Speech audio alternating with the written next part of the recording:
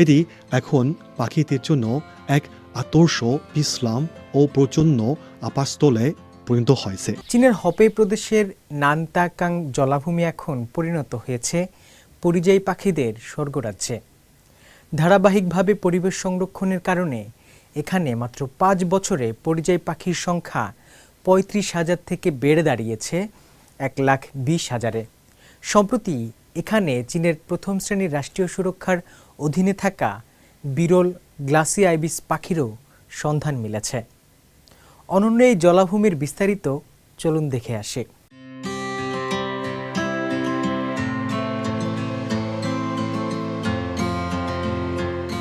চীনের নানদাগাং জলাভূমিটি উত্তরাঞ্চলীয় হেবি প্রদেশে অবস্থিত। সাম্প্রতিক বছরগুলোতে স্থানীয় বনায়ন বৃদ্ধি সহ ধারাবাহিক সংরক্ষণ পদক্ষেপের ফলে এখানকার সম্পূর্ণ জলাভূমি বাস্তুতন্ত্র পুনর্গঠিত হয়েছে। এটি এখন পাখিদের জন্য এক আদর্শ বিশ্রাম ও প্রচন্ন আবাসস্থলে পরিণত হয়েছে। সম্প্রতি গবেষকরা প্রথমবারের মতো নানদাগাংয়ে গ্লোসি আইবিস আবিষ্কার করেছেন। জলাভূমির রন্ধন হিসেবে পরিচিত এই পাখিটি চীনের সর্বোচ্চ রাষ্ট্রীয় সুরক্ষাপ্রাপ্ত একটি প্রজাতি।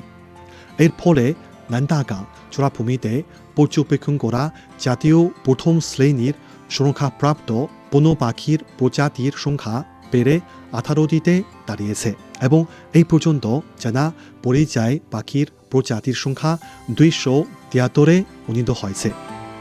সর্বশেষ উপাতে দেখা যায় এই জলাভূমিতে পরিযায়ী পাখির সংখ্যা 2020 সালের 35,000 থেকে বেড়ে 2025 সালে 1,20,000-এরও বেশি হয়েছে। অব্যাহত পরিবেশগত উন্নয়ন নানদাগাংকে সত্যিকারের এক পাখিদের স্বর্গে পরিণত করেছে। নানদাগাংয়ের অব্যাহত পরিবেশ সুরক্ষা প্রচেষ্টা বৈশ্বিক স্বীকৃতি অর্জন করেছে।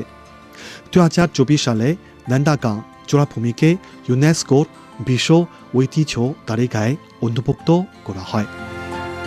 চীন থেকে আকাশ, চায়না মিডিয়া গ্রুপ, CMG।